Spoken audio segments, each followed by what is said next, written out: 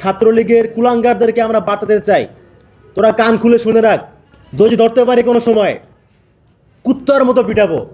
একদম পায়ের গোড়ালি থেকে শুরু করে মাথা তালু পর্যন্ত পিটাবো। বিসমিল্লাহ বলে শুরু করব, সদাকালুল আজিম বলে শেষ করবো পিটানো। আমাদের বিশ্ববিদ্যালয়ের কয়েকটা স্পটে ছাত্রলীগ তারা পোস্টার সাটিয়েছে, এবং তারা শুধু গতকালকেই না, এই নিষিদ্ধ সংগঠনটি এর আগেও বিশ্ববিদ্যালয়ে নানা ধরনের কর্মসূচি করার মাধ্যমে তাদের উপস্থিতি জানান দেওয়ার চেষ্টা করেছিল। তারা এর পূর্বেও খুনি হাসিনার মোটিভ পরিয়ে দিয়ে পালিয়ে গিয়েছিল। তারা এর পূর্বেও আমাদের শ্যাডোতে ব্যানার টানিয়েছিল। তারা এর পূর্বেও আমাদের বিশ্ববিদ্যালয়ে কয়েকটা গুরুত্বপূর্ণ গেইটে তালা লাগিয়েছিল। এই সমস্ত জায়গাগুলোতে আমরা মনে করছি এই সমস্ত বিষয়গুলো পেছনে অবশ্যই আমাদের বিশ্ববিদ্যালয় প্রশাসনের সুস্পষ্ট গাফলতি রয়েছে। তাদের সেই গাফলতির জায়গা থেকে আমরা আজকে জবাব চাওয়ার জন্য এখানে এসেছি যে আপনারা থাকতে কিভাবে নিষিদ্ধ ছাত্রলীগ, যারা কিনা 15ই জুলাই আমাদের ঢাবি শিক্ষার্থীদের হামলা করেছিল, এই ছাত্রলীগের সংগঠনটি কিভাবে ক্যাম্পাস সক্রিয় হতে পারে, তারা কিভাবে পোস্টার টানাইতে পারে। তো আমরা মনে করছি এর পেছনে অবশ্যই প্রশাসনের গাফলতি রয়েছে, এবং যে সমস্ত জায়গায় পোস্টার টানানো হয়েছে সেই সব জায়গায় যারা দায়িত্বরত দারোয়ান তাদের পিছনে বায়োডাটা, তাদের নিয়োগ সবগুলো আমরা যাচাই করে দাবি জানিয়েছি।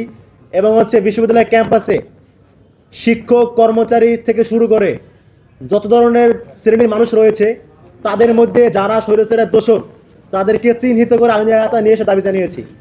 আমরা প্রক্টরকে 24 ঘন্টা সময় দিয়েছি। আমরা জানিয়েছি 24 ঘন্টার মধ্যে তাদেরকে অবশ্যই নির্ধারিত জায়গার সিসিটিভি ফুটেজ চেক করে যারা যারা এই পোস্টার সাটিয়েছে তাদেরকে চিহ্নিত করে অবশ্যই আইনের আওতায় নিয়ে আসতে হবে, এই দাবি আমরা জানিয়েছি। এবং আপনাদের মাধ্যমে ছাত্রলীগের কুলাঙ্গারদেরকে আমরা বার্তা দিতে চাই, তোরা কান খুলে শুনে রাখ, রাতের অন্ধকারে চোরের মতো এসে ক্যাম্পাসে পোস্টার টানিয়ে নিয়ে চলে যাও।